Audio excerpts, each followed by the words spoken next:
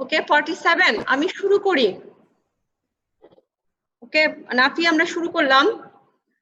যারা আছো ওকে গতকালকে যে পর্যন্ত পড়িয়েছিলাম ওর পরে আমরা অস্পি শুরু করি। আজকেও প্রথম শুরু হবে একটা এক্সরে দিয়ে। This is x-ray. এটা এই কেস এখন যদিও বাংলাদেশ না সারা বিশ্বে অনেকটাই কমে গেছে, তারপরেও তোমাদের মাঝে মাঝে এসএকিউ তে এক্সরে ফাইন্ডিংস সামটাইমস অস্পি এবং ভাইভা বোর্ডে এক্সরে মাঝে মাঝে থাকে। This is a x-ray limb showing. কি কি শো করছে দেখো, এখানে তোমার অস্পিতে যদি আসে,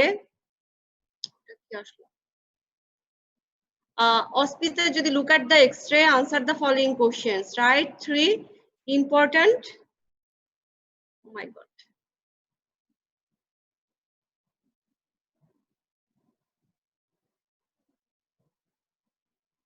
Important radiological findings. What is your professional diagnosis and what is the basic pathology? How will you treat the baby? এখানে আমরা রেডিওলজিক্যাল ফাইন্ডিংস যদি শুনতে চাই তাহলে তিনটা ইম্পর্টেন্ট রেডিওলজিক্যাল ফাইন্ডিংস তুমি যদি বলো, this is a white line of Frankel. এখানে কি হয়, একটা পেশেন্টের যদি বারবার ফ্র্যাকচার হয় এবং ক্যালসিফিকেশন হয় তাহলে একটা হোয়াইট লাইন, ডেন্স লাইন হয়, এটাকে বলা হয় হোয়াইট লাইন অফ ফ্রাঙ্কেল। এটা একটা জিনিস দেখো। এবং this is an epiphyseal centre. Epiphyseal centre normally কিন্তু এত এক্সরেতে এত প্রমিনেন্ট হয় না, এর চারপাশটা দেখো মনে হয় কি একটা ডার্ক ডেন্স লাইন দিয়ে একে বন্দি করা হয়েছে।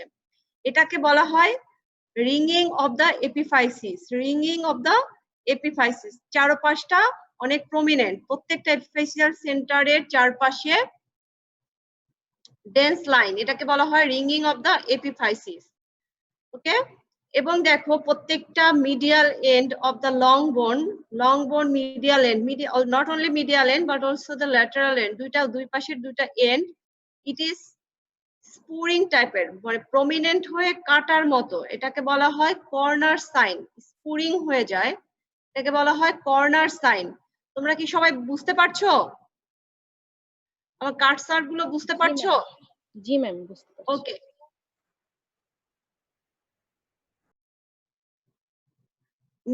লং বোনের এই যে দেখো মিডিয়াল এন্ডে কর্নার সাইন, স্পুরিং হয়ে যায় কাটার মতো, স্পুরিং স্পার ফরমেশন হয়, this is called corner sign. এই যে দেখো কর্নার সাইন, এটার মিডিয়াল এন্ড এই যে এই পাশে এই পাশে ল্যাটারাল এন্ড, এই যে দুই পাশের দুই এন্ডে, এটাকে বলা হয় corner sign. So this is important findings, that is the white line of Frankel, lower end white line, ringing of the epiphysis, and this is the corner sign. আমার আরেকটা স্লাইড আছে আমি তোমাকে দেখাচ্ছি, এটা দেখো মার্ক করা আছে রিঙ্গিং অফ দ্য এপিফাইসিস, এটাকে আরেকটা নাম বলা হয়, এটা তোমার উইমবার্গার সাইন, এটা দরকার নাই, but white line ringing of the epiphysis এটা বললেই হবে। হোয়াইট লাইন অফ ফ্রাঙ্কেল, স্পেলিংটা দেখো হোয়াইট লাইন অফ ফ্রাঙ্কেল, এটাকে বলা হয় কর্নার সাইন। কর্নার সাইন, এই জায়গাটা বোঝা যাচ্ছে এটা corner sign. Okay, so this change occur in the case of a disease called scurvy. Scurvy তে এই ধরনের চেঞ্জ হয়ে থাকে। Another change is ground glass appearance, দেখো এটা জিওমো, ground glass appearance, so whole shapeটা ground glass appearance, ground glass appearance. And cortex টা দেখো পেন্সিলের মতো, pencil thin cortex, pencil thin cortex, cortex is pencil thin cortex.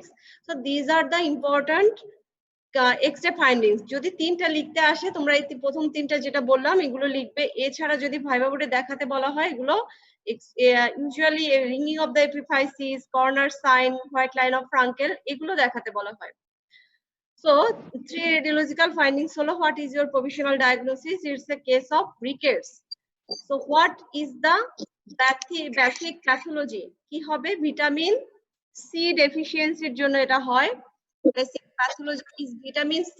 Vitamin C is help for collagen synthesis. So, scurvy না? scurvy তো বলছি। জি ma'am, জি ma'am. The case of scurvy. So, scurvy টা কিসের জন্য হয়? It is due to vitamin C deficiency. Vitamin C deficiency basic pathology কি? Decreased collagen synthesis. Collagen synthesis কমে গেলে এই অবস্থাগুলো হয়। So, what is the basic pathology? Vitamin C deficiency. So, decreased collagen synthesis. So it is called scurvy. How will you treat the child? Treatment is only vitamin C supplementation. Vitamin C supplementation. বলা হয় যে vitamin C tablet ফর্মেও খাওয়া যায়, যদি সেটা একান্তই না পারা যায় 20 to 30 ounce টমেটো জুসও যদি কেউ খায় তাহলেও এই ট্রিটমেন্ট বা এই ডিজিজটা হবে না বা প্রিভেন্ট করা যায়। সো এই পেশেন্টকে কি করা যাবে? Vitamin C supplementation, ascorbic acid supplement. এছাড়া আমরা কি দিতে পারি? We also give the orange tomato juice, okay? Clear সবার? Scurvy X-ray? জি ম্যাম। Yes, আমাদের গতকালকের একটা এক্সরেতে আমরা একটু দুটো জিনিস বুঝতে পারিনি, সেটা হচ্ছে কাপিং এন্ড ফ্রেইং। দেখো আমি আজকে একটা এক্সরে কালেকশন করেছি, সেটা হচ্ছে কাপিংটা বোঝা যাচ্ছে। গতকালকে রিকেটস এর এক্সরে তোমরা দেখেছিলে cupping, fraying and increase gap between epiphysis and metaphysis. এই যে ইনক্রিজ গ্যাপটা এখানে বোঝা যাচ্ছে, কাপিংটা বোঝা যাচ্ছে, ফ্রেইং দেখো, fraying irregularity, this is called fraying, this is cupping, and this is increased gap between epiphysis and metaphysis. This is a X-ray of rickets. So পাশাপাশি দুটো X-ray তোমরা আবার একটু খেয়াল করো। This is a X-ray of rickets and this is the X-ray of scurvy. Clear? Scurvy epiphyseal center দেখা দেখো আর rickets এর epiphyseal center totally different. This is rickets and this is scurvy. So this is the basic pathology and difference between scurvy and rickets.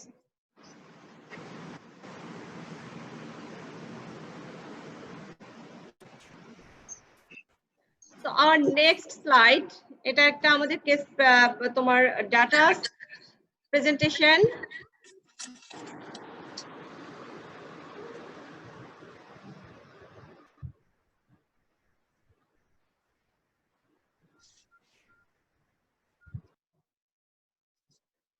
Okay, a 13 months old girl weighing 10 kg presented with loose watery stool for 2 days. Now she is lethargic and skin pains goes back slowly, very slowly. Answer the following question. So what is your diagnosis? এখানে বলা হলো loose watery stool for 2 days, lethargic and skin pains goes back very slowly.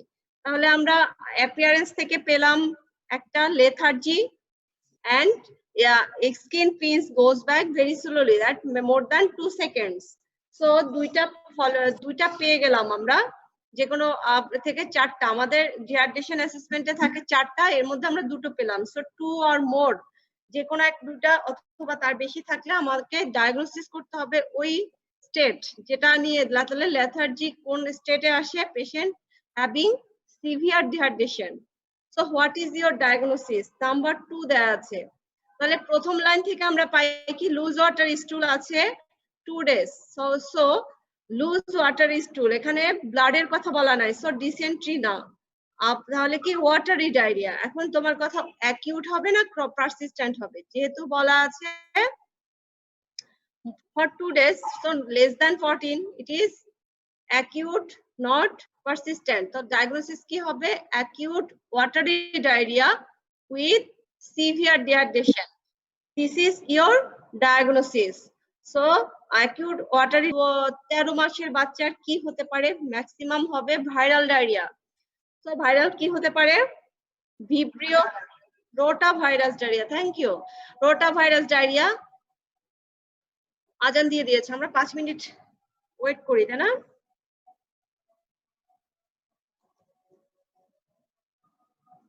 ভাবে marking করা আছে, so যেহেতু marking করা আছে, ইট is A adult nasogastric tube or feeding tube. যেহেতু মার্কিং গুলো করা আছে, ইট is A adult type, it is the outlet.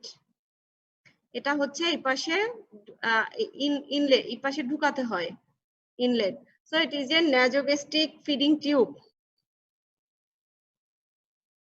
See the supplied instrument and answer the following. এভাবে তোমাদের অস্পিতে আসবে প্রশ্ন। সাপ্লাইড ইনস্ট্রুমেন্ট যদি পেডিয়াট্রিক এনজি টিউব থাকে, it is a nasogastric paediatric nasogastric feeding tube. So বড়দেরটা মার্কিং করা থাকবে, ইউজুয়ালি ছোটদেরটাও মার্কিং করা থাকে, বাট সেটা সাইজে ছোট। প্রথম number 1 question, identify the instrument. Identify করে ফেললে ইট is a nasogastric tube or feeding tube. What are the indication for using it? তুমি কি কি কারণে এটা ব্যবহার করবে? So for number 1 is for feeding purpose. Number 1, feeding. So feeding কাকে দিবা? Feeding এর হেডলাইনে আমরা লিখবো কি? Patient with protein allergy malnutrition, preterm low birth weight baby, unconscious patient. যে কোনো কারণে আনকনশিয়াস হোক। সো তিনটা ইন্ডিকেশন লিখলেই হয় কাকে কাকে তুমি ফিডিং দিতে পারো। সো প্রোটিন এনার্জি ম্যালনিউট্রিশনের পেশেন্টকে ফিডিং দেওয়ার জন্য আমরা এনজি টিউব ব্যবহার করি। Number 2, preterm low birth weight baby. Number 3, any unconscious patient. This is for feeding. Number 2 is for medication. যে পেশেন্ট আনকনশিয়াস, তার ওষুধ খেতে পারছে না, তারকে আমরা আনকনশিয়াস পেশেন্টকে মেডিকেশন দেওয়ার জন্য আমরা এনজি টিউব ব্যবহার করে থাকি। Number 3, for diagnostic purpose. Diagnostic purpose কি করতে পারি আমরা? Gastric fluid analysis, gastric juice বা গ্যাস্ট্রিক ফ্লুইড অ্যানালাইসিসের জন্য, ডায়াগনোসিসের জন্য আমরা এনজি টিউব দিয়ে গ্যাস্ট্রিক জুস অ্যাসপিরেশন করি। Number 4, therapeutic purpose. If any patient needing gastric lavage or gastric suction, এটা হচ্ছে therapeutic purpose. Gastric suction দিতে হতে পারে অথবা lavage দিতে হতে পারে, এর জন্য আমরা এনজি টিউব ব্যবহার করি। So this is the 4 headline. Number 1 is feeding purpose. Number 2 for medication. Number 3 for treatment purpose. Therapeutic purpose. Number 4 is diagnostic purpose. Clear? Okay. So how will you confirm that it is introduced in correct position? So in case of pediatrics, তোমরা usually lecture আমাদের ওয়ার্ডে যখন placement ছিল, আমরা হয়তো আমরা class নিয়েছি এগুলো কিভাবে তুমি মেজার করবা। মেজারমেন্ট কি আমরা বলেছি কি, আমার ছবি দেখতে পাও? আমাকে দেখতে পাও? ওকে। So tip of the nose to tragus, tip of the nose to tragus and tragus to GPO-sternum. এটা হচ্ছে আমাদের পেডিয়াট্রিক্স এর measurement. So tip of the nose to tragus, tragus to GPO-sternum। তাহলে এইটুকু থেকে এই পর্যন্ত টোটালটা মেজারমেন্ট হলে আমি বুঝতে পারবো যে নাক দিয়ে দিলে if we enter into the nose it goes, আমি ওই পর্যন্ত যদি মার্কিং পর্যন্ত ঢুকাতে পারি, it goes to the stomach. Okay, so your measurement is tip of the nose to tragus and tragus to GPO-sternum. This is the measurement for NG tube insertion into a child. So how will you confirm? এটা যদি যায়, তোমাকে বলা হয়েছে কিভাবে confirm করবে। First of all, if it enter into the stomach, gastric juice comes out. Gastric juice অথবা food যদি থাকে সেটা comes out করবে, comes out. And another one, confirmation by if you insert some air through the external side of the tube, টিউবের বাইরের অংশ দিয়ে যদি তুমি কিছু এয়ার পুশ করো, push air and auscult over the stomach. Air push করার সময় সাথে সাথে যদি তুমি auscult করো over the stomach, there is a harsh sound over the stomach. Left হাইপোকন্ড্রিয়াকে আমরা একটা হার্শ সাউন্ড শুনতে পাবো পুশ করার সময়। এটা তাহলে আমি মোটামুটি কনফার্ম হয়ে যাব যে ইট এন্টারস ইনটু দ্য স্টমাক। আর হচ্ছে আমরা এটা হচ্ছে পজিটিভ ফাইন্ডিংস। নেগেটিভলি আমরা যখন যদি এটা রেসপিরেটরি ট্র্যাক্টে যায় তাহলে there is vigorous কাফিং ochre, but vigorous কাফিং তো আনকনসিয়াস পেশেন্টের হবে না, তাই না? তখন তুমি কিভাবে বুঝবে? তাহলে confirmation by two way, number one gastric juice comes out, number two by auscultation, and confirmatory by X-ray. By doing an X-ray you can confirm that it enters into the stomach. Number four, when it is contraindicated for using, কখন কখন এটা বলা হয় যে এটা ব্যবহার করা যাবে না। নাম্বার ওয়ান আমরা পয়জনিং এর ক্লাসেই বলে দিয়েছি, কেরোসিন পয়জনিং বলা হয়, কেরোসিন পয়জনিং এটা দিলে বরং বিপদ বাড়বে। So number one is kerosene poisoning. Number two corrosive poisoning, যদি কোনো পেশেন্ট অ্যাসিড অ্যালকালি এগুলো খেয়ে থাকে, household cleaning things like Harpic, Lysol এসব যদি কেউ খেয়ে থাকে তোমাকে, তাহলে এই এনজি টিউব তুমি করতে পারবে না, বিকজ এটা কি করে অ্যাসিড অ্যালকালি এটা হচ্ছে তোমার স্ট্রিকচার করে ফেলে, যদি এটা ঢুকাতে যাও এটা তুমি পারফোরেশন করে ফেলতে পারো। So this is the contraindication for using NG tube. Clear সবার? জি ma'am. Okay, so I will go for next slide. This is a picture. It is a pictorial diagnosis এর জন্য তোমাদের আসে, ভাইবা বোর্ডেও থাকে। Picture. Look at the picture and answer the following questions. What? Write three important findings. Three important findings. তোমাকে যদি total পিকচারটা দেয়া হয়, তুমি 3 না, তোমার বলো তুমি কি কি ইম্পর্টেন্ট ফাইন্ডিংস আছে। So this is a coarse facies. Coarse facies, ফেসটা কোর্স ফেসিস, এটা ইডিওটিক লুপ ইদানিং আর বলা হয় না, এটাকে কোর্স ফেসিস বলা হয়। Depressed nasal bridge, depressed nasal bridge, বাকিগুলো কিন্তু খুব বেশি দেখা যাচ্ছে না। Depressed nasal bridge and there is a some sort of protruded tongue, টাংটা পুরোটা বের করা নাই, কিন্তু ম্যাক্সিমাম পেশেন্টেরই অনেকের টাংটা বের করা থাকে। So coarse facies, depressed nasal bridge and protruded tongue, umbilical, protruded umbilicus অথবা আম্বিলিকাল হার্নিয়া বলা যাবে। আচ্ছা, আদার ফাইন্ডিংস তুমি কিন্তু কিছু পাও না। হ্যাঁ, যেমন ধরো তোমার আদার ফাইন্ডিংস কোল্ড, কর্মি skin, rough skin, short neck, এগুলো কিন্তু এই পিকচার থেকে বোঝা যায় না, রাইট? সো তোমার হবে coarse facies, depressed nasal bridge, protruded tongue and umbilical hernia. এছাড়া যদি আদার ফাইন্ডিংস বলা হয়ে থাকে তখন তুমি লিখতে পারো। So from the picture, what is your diagnosis? So your diagnosis is a case of congenital hypothyroidism. Congenital hypothyroidism, right? Another three important clinical features. আমরা অলরেডি বলে ফেলেছি, স্কিনের একটা ফিচার বলবে, একটা clinical features, patients having skin condition and patients may develop constipation, mental retardation, etc. Repeated respiratory tract infection, because congenital hypothyroidism or any hypothyroidism patient develop hypotonia. Hypotonia causes respiratory muscle weakness and this repeated respiratory tract infection. So other clinical feature আমরা বলতে পারি, skin condition বলতে পারি cold calmy skin, rough skin, mental retardation, short stature, growth retardation, constipation, etc. Okay, how will you investigate the baby? Investigation, আমরা investigation সবাই জানি, thyroid hormone assay. কি করব? free T4 and TSS level. In that case, free T4, it is active form, so it is reduced. Decreased level of T4 and increased level of TSH. Viva বোর্ডে তোমাকে sometimes জিজ্ঞেস করবে TSH টা কোথা থেকে আসে? It is a hormone of anyone? Anterior pituitary. So anterior pituitary K control করে? Hypothalamus. Okay, so it is a disease of second congenital hypothyroidism, যেটা বেশি থাকে T4 কম থাকে। সো তুমি বলতে পারো এটা primary গ্ল্যান্ডের disease.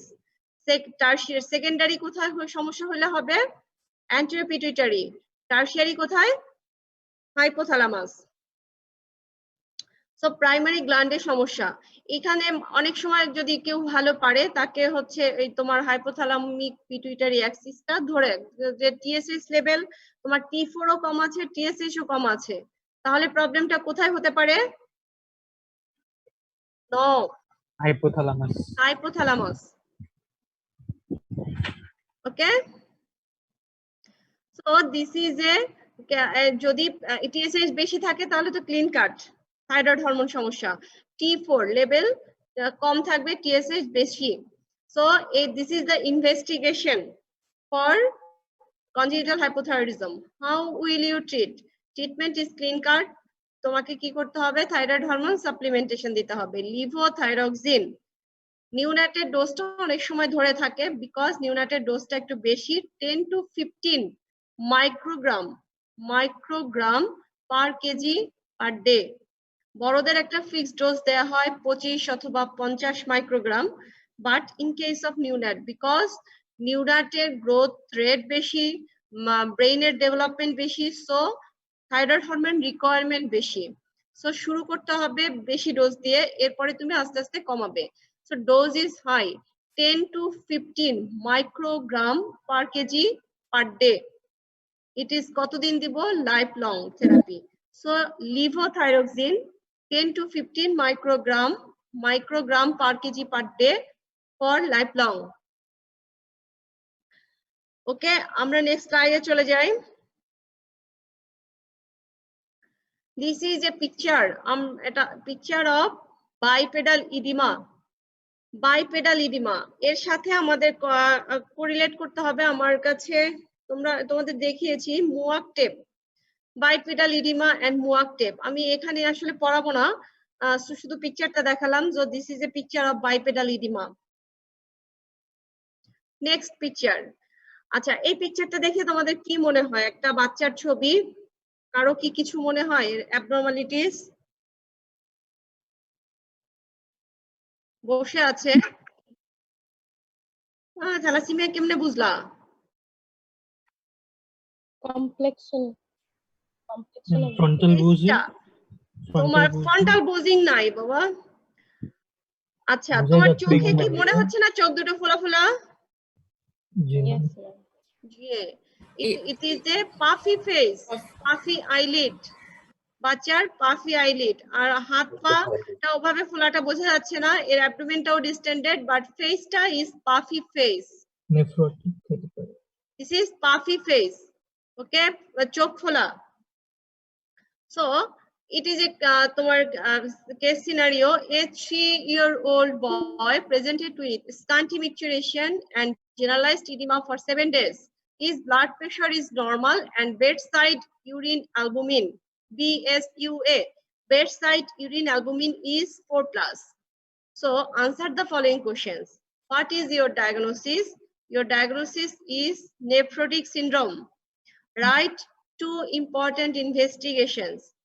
2 important investigation jodi bola hoy number 1 is urine routine examination and culture sensitivity test urine RE and culture sensitivity test number 2 likhte hobe spot urinary protein creatinine ratio spot urinary protein creatinine ratio so number 1 urine RME থেকে আমরা কি পাবো যে যদিও bed সাইডে আমরা 4+ পেয়েছি না ইউরিনারিতে কত প্রোটিন পাবো সেটা আমাকে সরাসরি দেখতে পারবো ইউরিন আরএমই তে প্রোটিন কত অ্যালবুমিন কত যাচ্ছে okay number 2 is spot urinary protein creatinine ratio এটাও এক ধরনের কনফার্মেটরি ডায়াগনোসিস বলা হয় যে if it is 2 ratio is 2 it is called nephrotic range ratio is 2 কোন রেশিওর কিন্তু একক হয় না so it is 2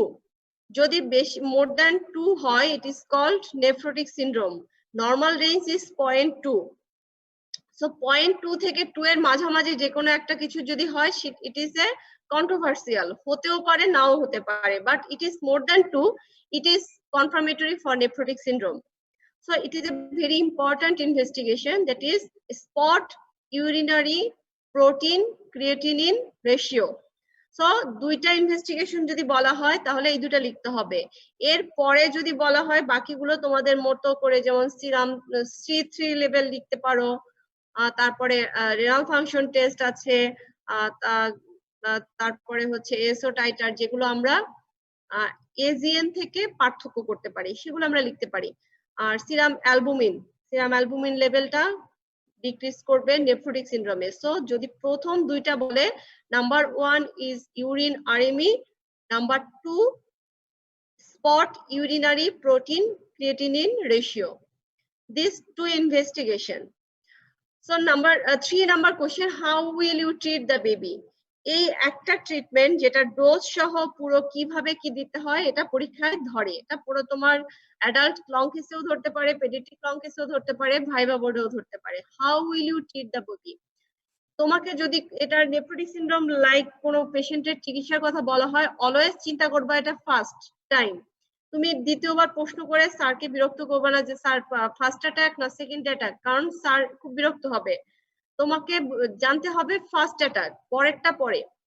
so treatment of nephrotic syndrome first time তোমার কাছে আসছে, how will you treat the specific treatment also you will told that the specific treatment is prednisolone, oral prednisolone. You give prednisolone 60 milligram per meter square, এখানে পার KG না কিন্তু পার metre square. So লিখতে হবে 60 milligram per metre square per day, single অথবা divided dose. কেউ কেউ বলে divided পছন্দ করে, কেউ কেউ সিঙ্গেল পছন্দ করে, যেটাই বলো per KG per metre square per day, single or divided dose after meal, খাবার পরে দিতে হবে, after meal for 6 weeks.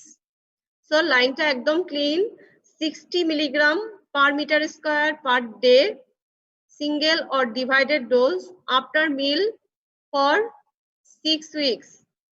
Then 40 milligram per meter square per day after meal every alternative day for another 6 weeks. Clear? একদম মুখস্থ? 38 Twinkle. G ma'am. Okay. So this is the treatment of nephrotic syndrome. এরপরে আসো আদার supportive treatment যদি জিজ্ঞেস করা হয় পেশেন্টকে কি করব আমরা, ফ্লুইড এন্ড নিউট্রিশনটা মেইনটেইন করব। তাহলে fluid nutrition and fluid. So নিউট্রিশনটা কি দিতে হবে, যেহেতু তার প্রোটিনটা বের হয়ে যাচ্ছে তাহলে কি দিতে হবে, হাই প্রোটিন ডায়েট। ইডিমা বেশি থাকলে restriction of the salt and salt restriction, fluid, high protein diet and salt restricted diet. Number 2, ফ্লুইডটা তুমি কি করবা, ফ্লুইডটা কি করতে হবে, আমাকে মেজার্ড অ্যামাউন্ট অফ ফ্লুইড দিতে হবে। এখানে বলা হয় previous day output plus ongoing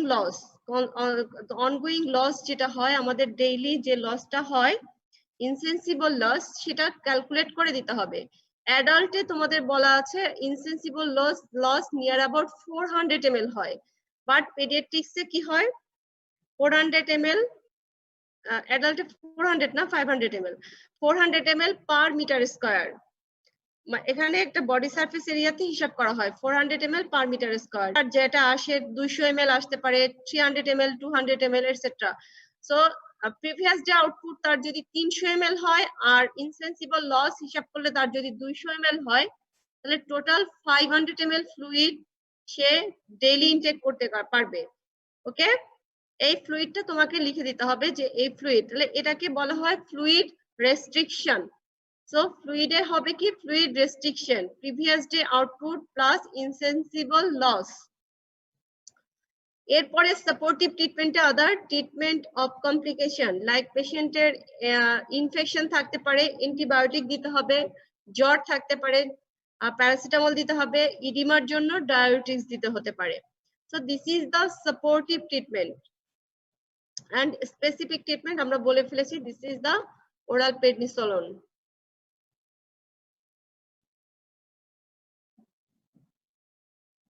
ma'am fluid রেস্ট্রিকশনটা আবার একটু বলা যাবে, এটা একটু বুঝতে হ্যাঁ পারিনি। হ্যাঁ বলা যাবে। ফ্লুইড রেস্ট্রিকশন, পেশেন্টের যদি ইডিমা থাকে আমাকে ফ্লুইড রেস্ট্রিকশন করতে হবে, কারণ যত বেশি ফ্লুইড খাওয়ালে আমরা কি জানি নেফ্রোটিক সিনড্রোমে থাকে, অসমোটিক প্রেসার কম থাকে, তুমি ফ্লুইড খাওয়াবা ওইটা আরো বের হয়ে যাবে যত খাওয়াবা, তাহলে এটাকে ফ্লুইড রেস্ট্রিকশন করতে হবে। সো রেস্ট্রিকশনের হিসাবটা কি হবে, প্রিভিয়াস ডে আউটপুট, তাহলে তার আউটপুটটা কালেক্ট করতে হবে। সে যদি গত কালকে 300 ml ইউরিন আউটপুট করে, এর সাথে তোমাকে কি দিতে হবে, আমরা জানি আমাদের ডেইলি কিছু ইনসেন্সিবল লস হয়, তো previous day output plus insensible loss. তো ইনসেন্সিবল লসটা পেডিয়াট্রিক্সে হিসাব করে কিভাবে, 400 ml per metre square. Suppose কারো বডি সারফেস এরিয়া যদি 0.5 হয়, 0.5 বডি সারফেস এরিয়া, তাহলে 400 into 0.5 is equal to 200 ml। Clear? Yes ma'am, clear. তাহলে 200 ml প্লাস প্রিভিয়াস ডে সে ইউরিন আউটপুট করেছে 300 ml, তাহলে টোটাল সে আজকের দিনে কতটুকু ফ্লুইড খাবে, 500 ml। একটা example, it's an example. Okay, thank you ma'am, বুঝতে পেরেছি। ম্যাম বলছি 40 মিলিগ্রাম যে মিটার স্কয়ার পার ডে দিই অল্টারনেটিভ ডে তে, মানে ম্যাম অল্টারনেটিভ ডে মানে ম্যাম বুঝতে পারি না, একটু যদি এভরি বলতেন। Alternative day, that means 40 milligram per metre square তোমার যেটুকু হিসাবে আসবে, আজকে খাবে, কাল বাদ দিবে, আগামীকাল খাবে, তারপরের দিন বাদ দিবে। This is the called every alternative day. Clear? জি ম্যাম। ওকে, আচ্ছা আমাদের মনে হয় অস্তি এ পর্যন্তই শেষ মোটামুটি। আজকে কি আমি অন্য কোনো ক্লাস নিব নাকি বাদ দিব? ম্যাম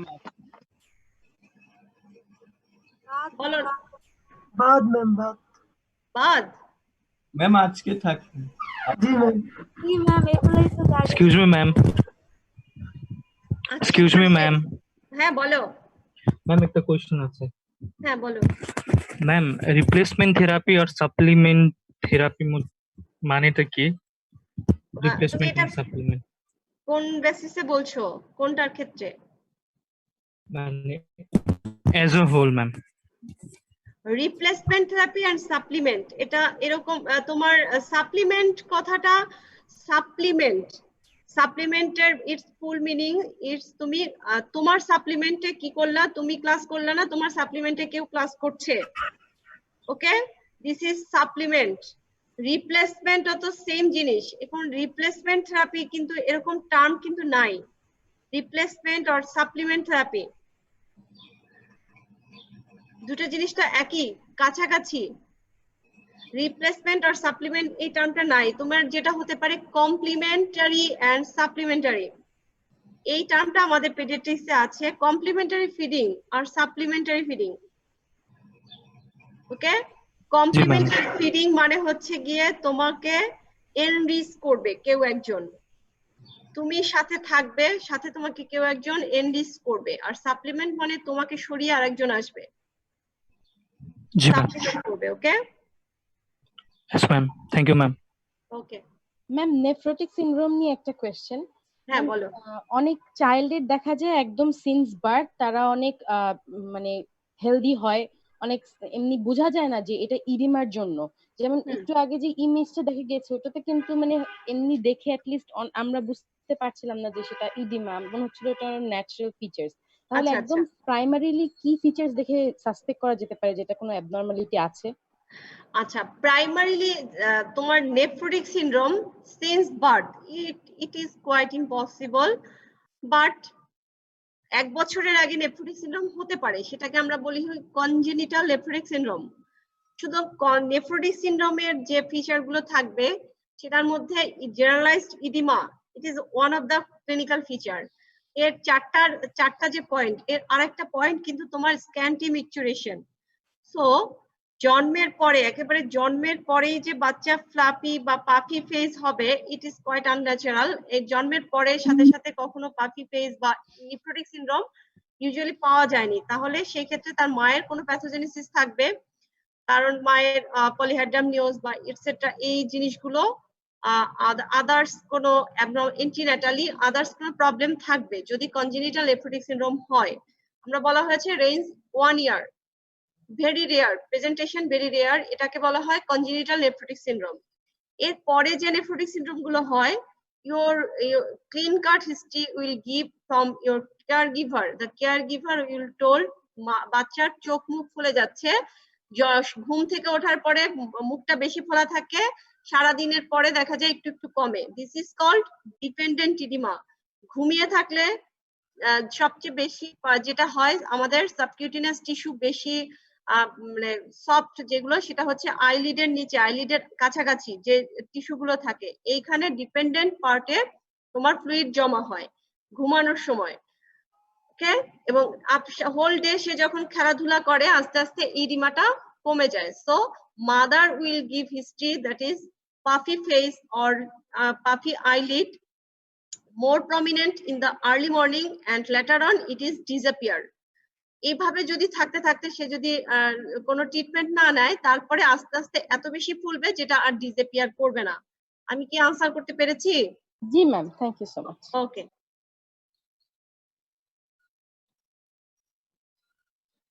তো তোমরা যারা যারা আছো তারা হচ্ছে আমাদের পেডিয়াট্রিক্স এর ব্লগ পোস্টিং আরো 2 দিন আছে সামনের সপ্তাহে। তো আমরা চেষ্টা করব কিছু তোমাদের যে লেকচার গুলো হয়নি আরো 2-একটা লেকচার নেওয়ার জন্য। সো তোমাদের মধ্যে আমাদের মনে হয় যে চাইল্ড সাইকিয়াট্রি 2-একটা লেকচার যে সংজ্ঞা টঙ্গা এগুলো আমাদের ক্লাসিফিকেশন বা ডেফিনেশন এগুলো হয়নি।